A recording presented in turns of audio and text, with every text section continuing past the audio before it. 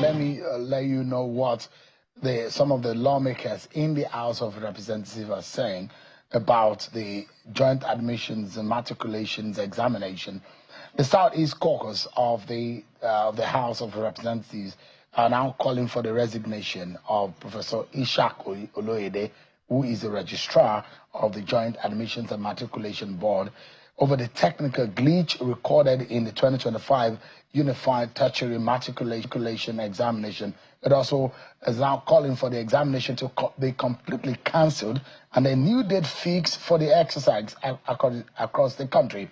There was a statement released by the leader of the caucus, or signed off by the leader of the caucus, Honorable Igadewe Odumayunwo, and the lawmaker described the examination's outcome as a national shame.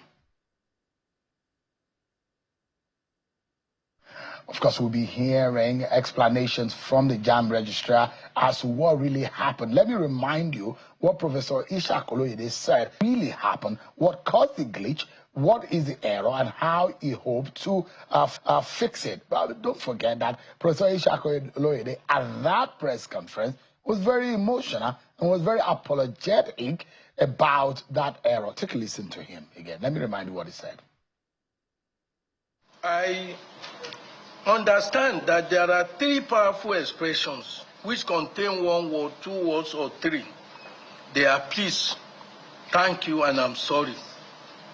So I appeal to the candidates and those affected by the error of our system to accept the explanation I've given as the truth on this matter. I apologize and take full responsibility, not just in words.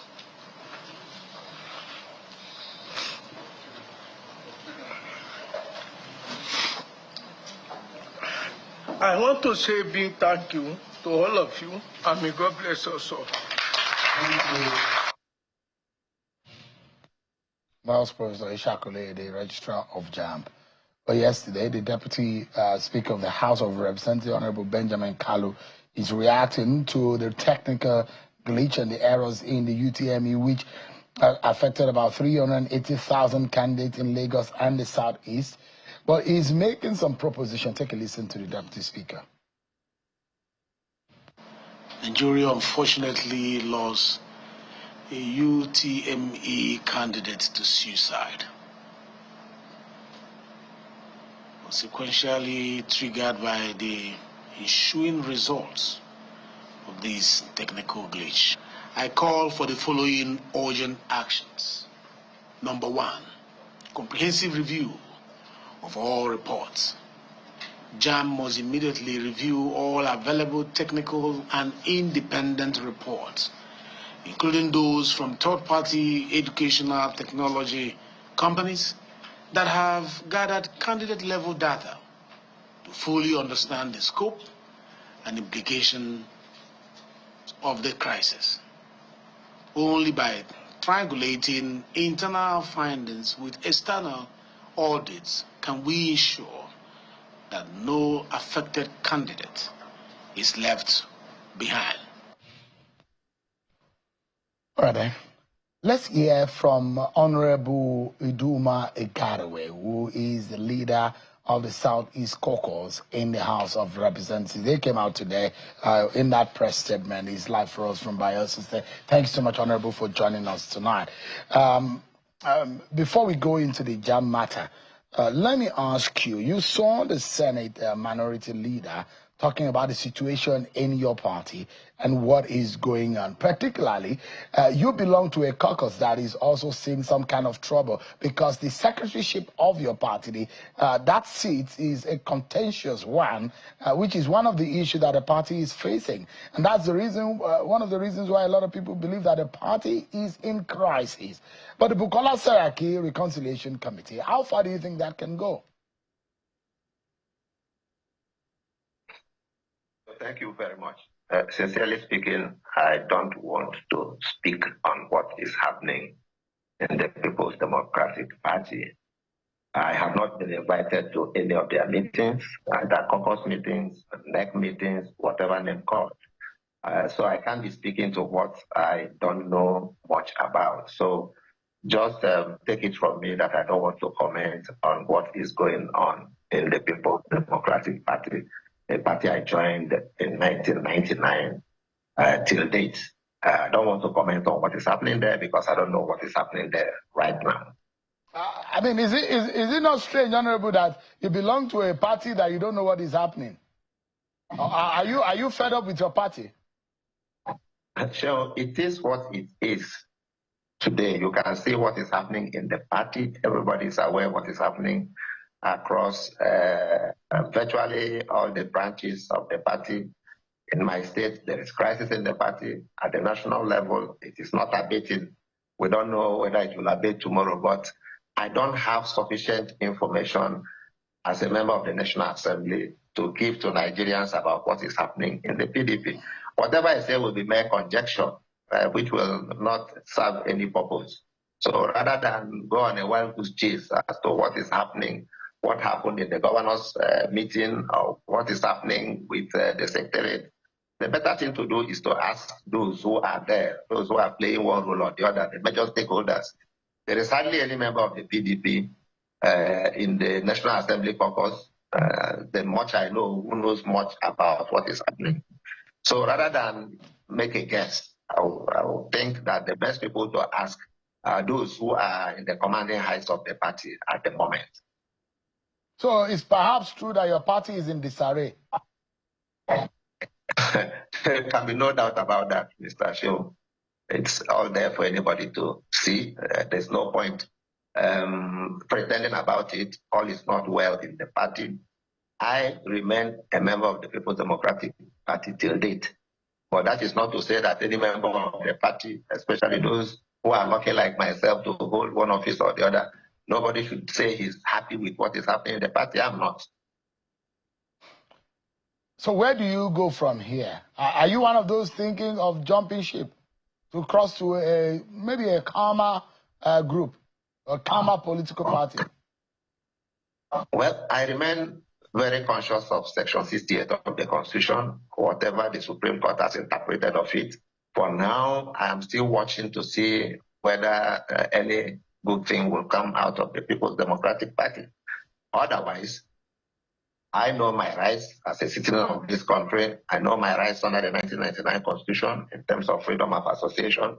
If the party does not put its house in order, people definitely will look for better places to exercise their political will. It's as simple as that. I don't just speak for myself.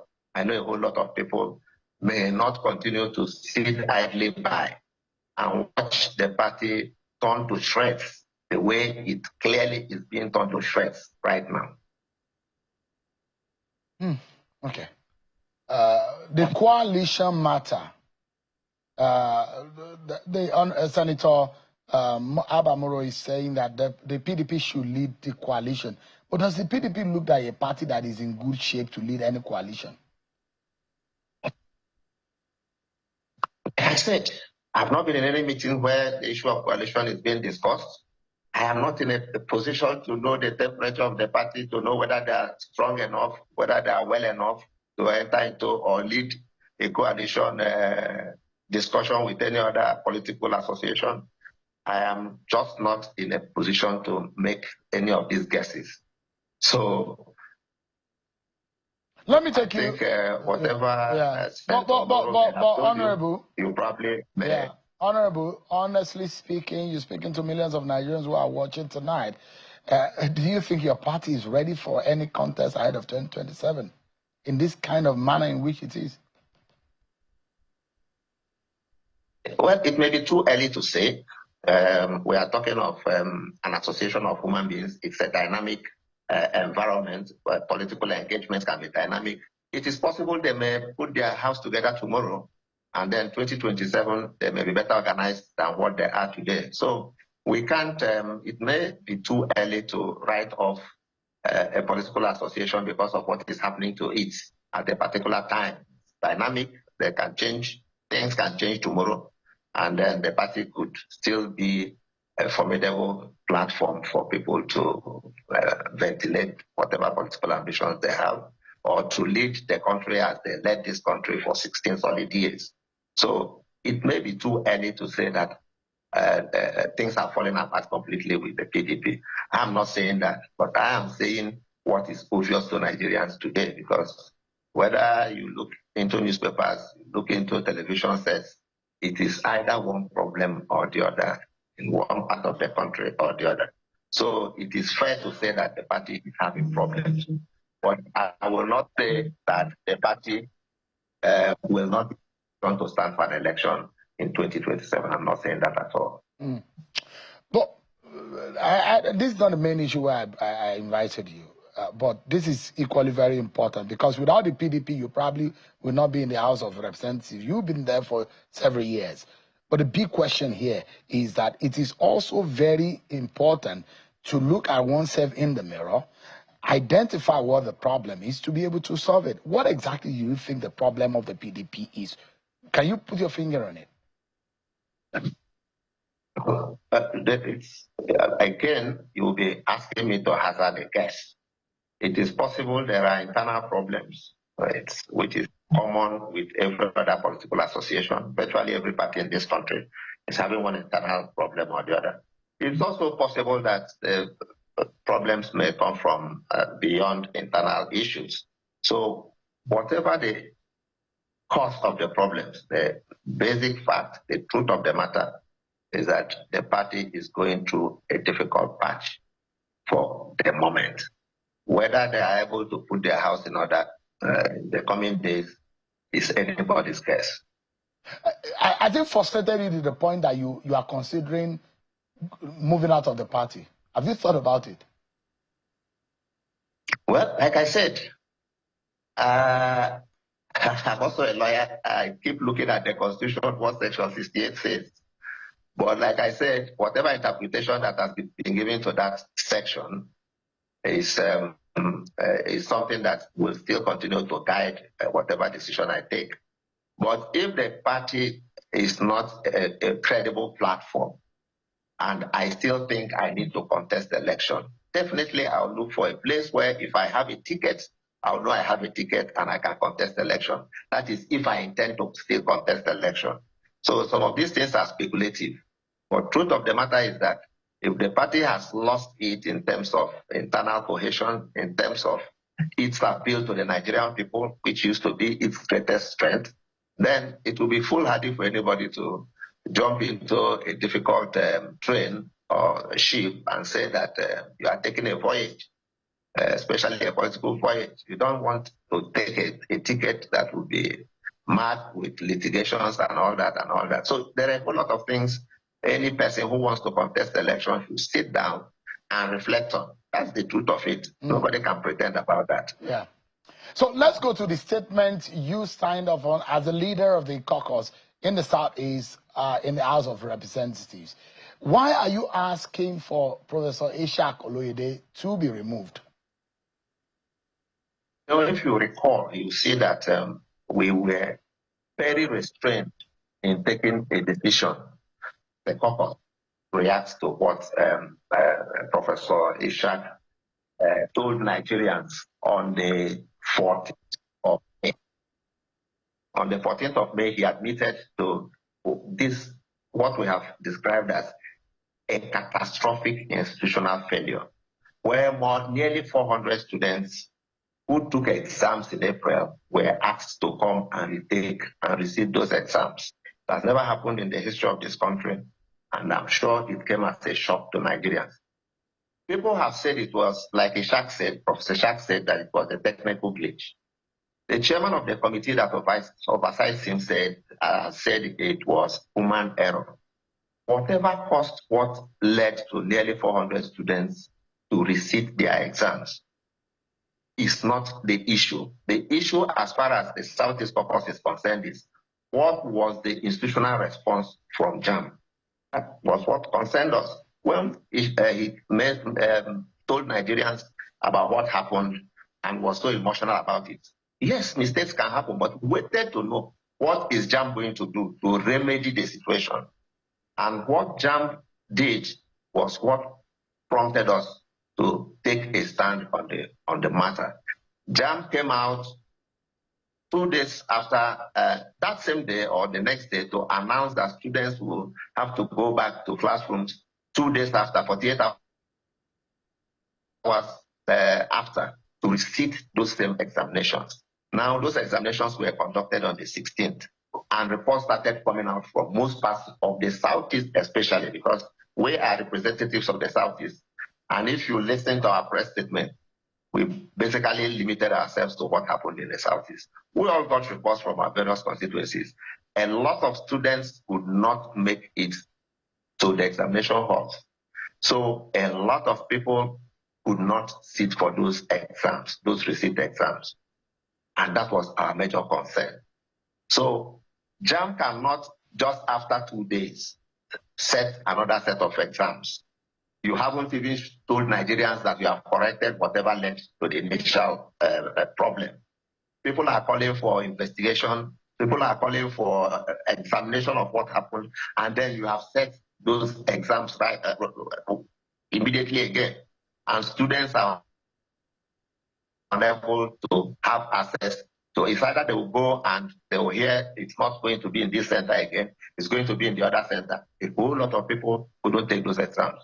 So that was at the core of our concern. We said no, the whole thing has lost its integrity. It has lost its fairness. People who took time and prepared for exams no longer were in a position to take those exams. And what we mainly did was to say, these exams just must be done the proper way, the right way. So that's why we are saying that the exam has to be cancelled so that the right thing is done in the first place. Because we believe that JAMB cannot just come out and pepper over an examination and say they have conducted this examination. Honorable, do you and your colleagues, your colleagues think that the Southeast is specially inflicted by with the pain in the fallout of that exam? Do you think that the Southeast has benefited from the horrific situation or the fallout of that error? We made it very clear that with no exception, the 5 states in the Southeast, those 5 states were impacted.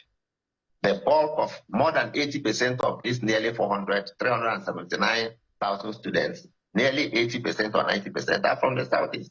So we are directly affected. But our interest is not just because they are from the Southeast. Our interest is because they are Nigerians who believe in the Nigerian project. And if students have prepared to take exams, and for one reason or the other, the institution saddled with that responsibility fails and comes out to admit its failure, what do you do? Do you just waive it? Do you just say, let it, so be it? Or set the same exam within 48 hours and tell students who are already traumatized to go and receive those examinations? That would be honorable. Professor Oloyede has apologized, and they realize the error in that, and sometimes it's human to err. And when those kind of errors come and they say, look, we're going to correct them. But why ask for that man who has spent several years, and a lot of people have applauded his reign as a registrar of JAMB over the years? Why ask for his removal? Is that fair? Sure, this is not a sentimental thing. As far as we are concerned, this is an objective situation. If somebody has come out to admit responsibility for a particular thing, what do? Do you just go and continue doing the same thing you had taken responsibility for failing in the first place? In every other civilized society, Professor Oloyede knows what he should do. And I'll be surprised if we are a different species of people, that we cannot be honorable enough to say, I have made a mistake, I take responsibility. What does he mean by I take responsibility for what happened in JAMB? Is it I take responsibility so that I will reset the exam? Is it I take responsibility so I can correct myself? Nigerians have told him it is beyond you to correct yourself. Other stakeholders need to look into what happened in the first place. Okay, they said they were bad servers. How do we know those servers are no longer bad? You have set the exams 24 or 48 hours after. They have told Nigerians that results will be published tomorrow. What is the credibility of those results? How can we deceive ourselves in this country?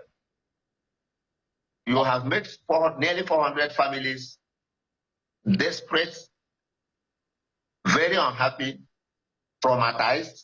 You have set exams for them. Within 2 days, you are bringing out results. How can Nigerians have faith in whatever you are churning out as results? So if we want to address a situation, we should address it structurally. Honorable, we should address it holistically. Honorable, where do you think we should go from here? Our position is very clear. We made our position very, very clear. One is that it is not enough to say 400 students or 379,997 students, you don't matter in this Nigeria. You can't say that. If they matter, then give them their due. In this case, what is their due? Their due is, look, equality is equity. Give them the same opportunity others had, those who did not suffer this. Even if it was one student, even if it was a dozen students, in this case, we have nearly 400,000 students. Give them their due. Let natural justice take its course, which is equality. That is why we ask for these exams. So what does it take away from JAMB? To cancel these exams, some students are still taking WAEC as we speak, and their exams are clashing with the rescheduled JAMB examination. So what do you expect them to do? Yeah, because Honorable, you look at the situation. If you look at the fact, out of the total number of students affected, 370-something thousand, Lagos zone has the most. Lagos is perhaps the most affected in that zone, about 206,000. It's only about 173,000 candidates affected in the Owerri zone. Because the impression that maybe it's a targeted attack on the Southeast candidate, there are those who have argued against that. So we have walked away and cautioned ourselves not to bother about conspiracy theories. We are concerned with the clear facts we have seen before us. Nearly 500,000 students, more than 250,000 students, had their results tainted. And then you wake up and admit, yes, these results are tainted, they're not what they are supposed to be. And then 24 hours after that, they haven't even recovered from the shock. Whether the exam they took in April was April Fool, they haven't even recovered from it. You say that you are setting another one for them. They don't have sufficient notice to prepare for this exam. You go and set it. Now, within 72 hours, you are bringing out fresh results. What magic could you have done to assuage these same worries Nigerians have? All right. It's not a matter of whether majority of the students came from the Southeast. These students are Nigerian students. What we speak on behalf of students from the Southeast applies for others who may be in the Southwest or wherever they are, who are equally undergoing the same kind of situation. We are saying even if it is 10 students, even if it is 20, in this case, more than 250,000, and you say you won't cancel that election, you just come and demonstrate before Nigerians and say, I am sorry. All right. And then you believe that ends it. It is insufficient. The remediation from JAMB is grossly insufficient, grossly unacceptable, and does not go to solving the problem. Okay. That's why we are saying that the exams should be cancelled, fresh ones set, so that everybody is at an equal keel. Let people go and take these exams. Let them study. They still have, in fact, some major stakeholders in the education sector are even suggesting that these exams should come after WAEC and NECO, sometime in August. You still have September before admissions. So what's the hurry in doing this thing now when we have seen that the atmosphere is simply not conducive for the receipt of these examinations? Thank you so much, Honorable Uduma Enwo Igarewe, a member of the House of Representatives from Ebonyi State and the leader of the Southeast Caucus in the House of Representatives. Thank you so much indeed for your time tonight. I appreciate it. Thank you. Yeah.